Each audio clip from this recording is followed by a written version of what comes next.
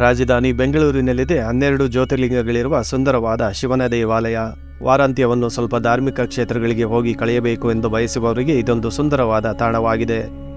ಬೆಂಗಳೂರಿನ ರಾಜರಾಜೇಶ್ವರಿ ನಗರದಲ್ಲಿರುವ ಈ ಸುಂದರ ಬೆಟ್ಟವು ಸಮುದ್ರ ಮಟ್ಟದಿಂದ ಸುಮಾರು 2800 ಅಡಿ ಎತ್ತರದಲ್ಲಿದೆ. ಈ ಆಲಯದ ನಿರ್ಮಾಣ 2002ರಲ್ಲಿ ಪ್ರಾರಂಭವಾಗಿ 2007ರಲ್ಲಿ ಪೂರ್ಣಗೊಂಡಿತು. ನಮಸ್ಕಾರ ಸ್ನೇಹಿತರೆ, ನನ್ನ ಚಾನಲ್ಗೆ ಸ್ವಾಗತ. ಪಯಣ ವಿತ್ ಪ್ರಭಾಕರ್. ಬನ್ನಿ ಸ್ನೇಹಿತರೆ, ಈ ದೇವಸ್ಥಾನ ಎಲ್ಲಿದೆ ಮತ್ತು ಯಾವ ರೀತಿ ತಲುಪೋದು ಅಂತ ಹೇಳ್ಬಿಟ್ಟು ನಿಮಗೆ ಮಾಹಿತಿ ತಿಳಿಸ್ಕೊಡ್ತೀನಿ. ಈ ದೇವಸ್ಥಾನ ಇರೋದು ರಾಜರಾಜೇಶ್ವರಿ ನಗರದಲ್ಲಿ.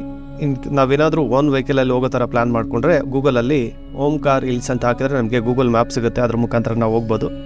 ಇನ್ ಕೇಸ್ ಯಾರಾದರೂ ನಾವು ಬಸ್ಸಲ್ಲಿ ಹೋಗ್ತೀವಿ ಅಂತ ಹೇಳಿದ್ರೆ ಮೆಜೆಸ್ಟಿಕ್ಕಿಂದ ಪ್ಲಾಟ್ಫಾರ್ಮ್ 19 BMTC ಬಸ್ಸು ಕೆಂಗೇರಿಯಲ್ಲಿ ಇಳ್ಕೊಂಡು ಮತ್ತೆ ಬೇರೆ ಬಸ್ ಕ್ಯಾಚ್ ಮಾಡಬೇಕಾಗುತ್ತೆ. ಮೆಟ್ರೋ ವ್ಯವಸ್ಥೆ ಕೂಡ ಇದೆ. ಮೆಜೆಸ್ಟಿಕ್ಕಿಂದ ಕೆಂಗೇರಿಯಲ್ಲಿ ಇಳ್ಕೊಂಡು ನಾವು ಆಮೇಲೆ ಬಸ್ಸಲ್ಲಿ ಹೋಗಬೇಕಾಗುತ್ತೆ. ಕೆಂಗೇರಿಯಿಂದ ಬನಶಂಕರಿ ಹೋಗೋ ಎಲ್ಲ ಬಸ್ಗಳು ಹೋಗುತ್ತೆ. ಶ್ರೀನಿವಾಸಪುರ ಅಥವಾ ಓಂಕಾರ್ ಹಿಲ್ಸ್ ದೇವಸ್ಥಾನ ಅಂತ ಹೇಳಿದ್ರೆ ಸ್ಟಾಪ್ ಕೊಡ್ತಾರೆ. ದೇವಸ್ಥಾನದ ಹೊರಗಡೆನೇ ನಮಗೆ ಹಣ್ಣು ಕಾಯಿ ಎಲ್ಲ ಸಿಗುತ್ತೆ. ದೇವಸ್ಥಾನದ ಟೈಮಿಂಗ್ಸ್ ಬಂದುಬಿಟ್ಟು ಬೆಳಗ್ಗೆ 7ರಿಂದ 12:45 ಮತ್ತು ಸಾಯಂಕಾಲ 4:30ರಿಂದ 8:30. ಸಂಡೇ ಮಾತ್ರ ಫುಲ್ಲು ಓಪನ್ ಇರುತ್ತೆ. 7 ಗಂಟೆಯಿಂದ ರಾತ್ರಿ 9 ಗಂಟೆ ತನಕ ಓಪನ್ ಇರುತ್ತೆ.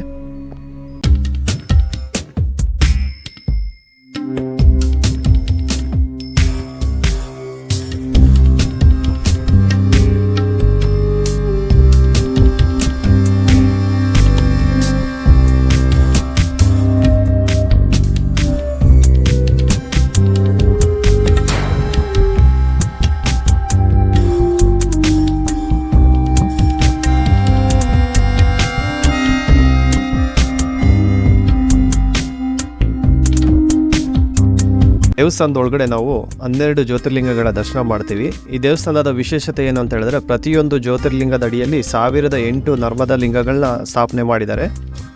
ಮತ್ತು ಓಂಕಾರೇಶ್ವರ ಜ್ಯೋತಿರ್ಲಿಂಗದ ಅಡಿಯಲ್ಲಿ 2008 ಬಾಣಲಿಂಗಗಳನ್ನ ಸ್ಥಾಪನೆ ಮಾಡಿದಾರಂತೆ. ಒಟ್ಟು 12 ಜ್ಯೋತಿರ್ಲಿಂಗದ ಅಡಿಯಲ್ಲಿ ಭೂಮಿಯೊಳಗೆ ಅಂದರೆ ಜ್ಯೋತಿರ್ಲಿಂಗದ ಅಡಿಯಲ್ಲಿ ಅಂದರೆ ಭೂಮಿಯೊಳಗೆ ನಮಗೆ ಕಣ್ಣಿಗೆ ಕಾಣಲ್ಲ, ಅದು 13,000ಕ್ಕಿಂತ ಹೆಚ್ಚು ಸಣ್ಣ ಬಾಣಲಿಂಗ ಸ್ಥಾಪನೆ ಮಾಡಿದ್ದಾರೆ.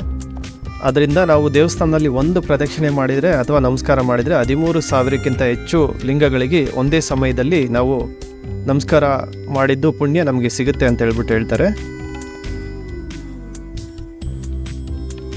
ಮೈನ್ ಟೆಂಪಲಲ್ಲಿ 12 ಜ್ಯೋತಿರ್ಲಿಂಗಗಳ ದರ್ಶನ ಮಾಡ್ಕೊಂಡು ನಾವು ಹೊರಗಡೆ ಬಂದರೆ ನಮಗೆ ನರ್ಮದೇಶ್ವರ ದೇವಸ್ಥಾನ ಸಿಗುತ್ತೆ, ಮತ್ಸ್ಯನಾರಾಯಣ ದೇವಾಲಯ, ಧ್ಯಾನ ಮಂದಿರ, ಕ್ಲಾಕ್ ಟವರು, ವಿಶ್ವಾಮಿತ್ರ ವೇದ ವಿದ್ಯಾಶಾಲೆ, ಗೋಶಾಲೆ ಮತ್ತು ಸರ್ವಧರ್ಮ ಸಮನ್ವಯ ಮಂಟಪ ಸಿಗುತ್ತೆ. ಈ ಸರ್ವಧರ್ಮ ಸಮನ್ವಯ ಮಂಟಪದಲ್ಲಿ ನಮಗೆ ನಮ್ಮ ಭಾರತದಲ್ಲಿ ಎಷ್ಟು ಧರ್ಮಗಳಿದೆ ಅಂತ ಹೇಳ್ಬಿಟ್ಟು ಎಲ್ಲ ಧರ್ಮದ ಬಗ್ಗೆನೂ ನಮಗೆ ಇಲ್ಲಿ ತಿಳಿಸ್ಕೊಡ್ತಾರೆ. ನಾವು ಇಲ್ಲಿ ನೋಡ್ಬೋದು.